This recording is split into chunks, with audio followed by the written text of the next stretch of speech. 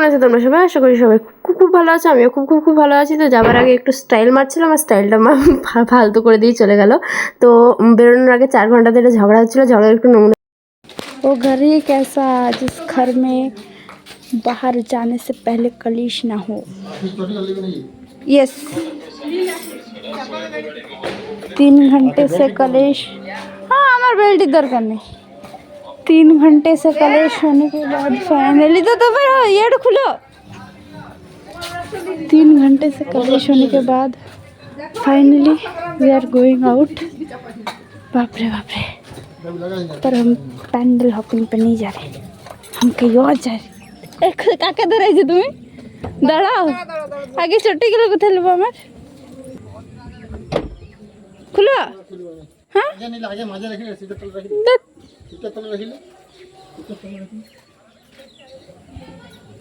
কি বলি? ইস কি গরম।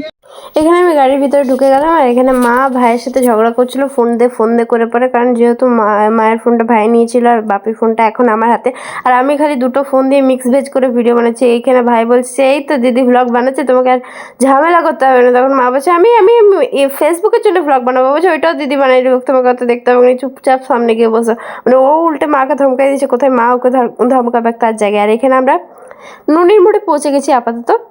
এখানে আমাদের বড় কালী দেখব, আর ইতিমধ্যে আমাদের গাড়িতে আরেকজন উঠে গেছে, সেটা কে সেটাও তোমরা দেখতে পাবে, আর কোথায় যাচ্ছি সেটাও তোমরা দেখতে পাবে। এই যে সামনে রয়েছে, উঠে গেছিলো।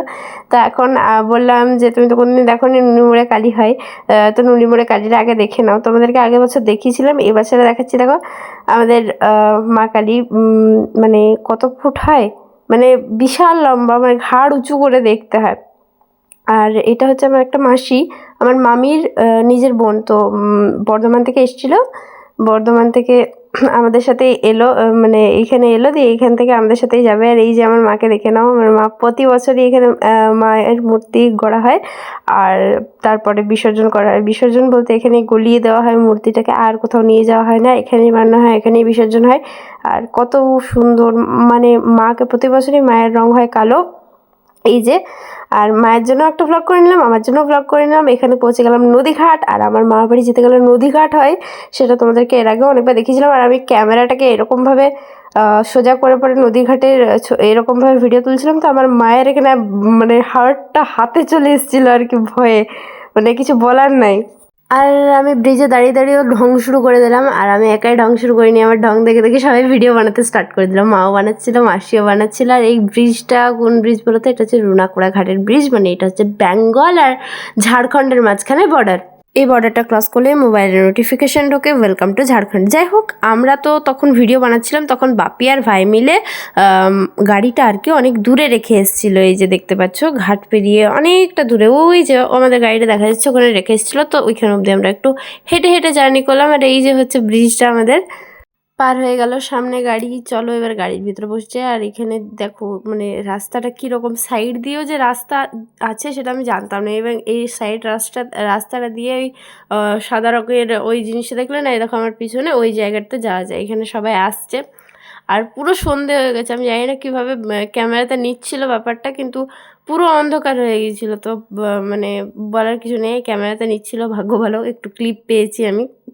এই যে হাঁটতে হাঁটতে আসছিলাম, আর ক্যামেরাম্যানের কেলি দেখছো, আমি সামনের ভিডিও নিয়েছি, পিছনের ভিডিও নিয়েছি, চারিদিকের ভিডিও নিয়েছি। আচ্ছা, কয়েকটা ক্লিপ একটু আগে পিছে হয়ে গেছে, কিছু মনে করো না, এই ক্লিপটা একটু আগে হওয়ার কথা ছিল, পরে হয়ে গেছে। ব্যাপারটা হচ্ছে আসলে অর্ধেক বললামই তো, অর্ধেক বাপির ফোনে শ্যুট করেছি, অর্ধেক মায়ের ফোনে শ্যুট করেছি, দিয়ে ওই রকম করতে করতে আমার সব গুলিয়ে গেছে, মানে কোনটা আগে কোনটা পিছে। আর এখানে যাচ্ছিলাম, সবাই এখানে একসঙ্গে ভিডিও রেকর্ডিং করছিলাম, আসি আমি, মা নিজের ফোন দিয়ে ভিডিও রেকর্ডিং করছিল, কারণ ব্রিজটা যেতে যেতে দারুণ লাগে। যাই হোক, এখানে এমন একটা জায়গায় এসে পড়েছি, মনে হচ্ছে আকাশটা যেন মাটির মধ্যে নেমে এসছে। দেখো এই লেয়ারটা অবধি কিন্তু কিচ্ছু নেই, মানে এই জায়গাটা অবধি। তারপরে এই যে মাঠটা পড়ছে, তোমরা কিভাবে দেখতে পাচ্ছ আমি জানি না, আমাদের এত দারুণ লাগছিল, মানে আকাশটাতে কোনো কিছু নেই, আর নিচে মনে হচ্ছে মেঘগুলো নেমে এসছে, দেখতে পাচ্ছ, মানে অসাধারণ যাকে বলে জায়গাটা একেবারে। দেখো দেখো দেখো, মানে মেঘগুলো মাটিতে নেমে এসছে, গোটা জায়গাটা জাস্ট অসাধারণ ছিল, অসাধারণ অসাধারণ। আমার জায়গা মানে এরকম ফাঁকা মাঠে এরকম একটা সিন আমার দারুণ লাগে।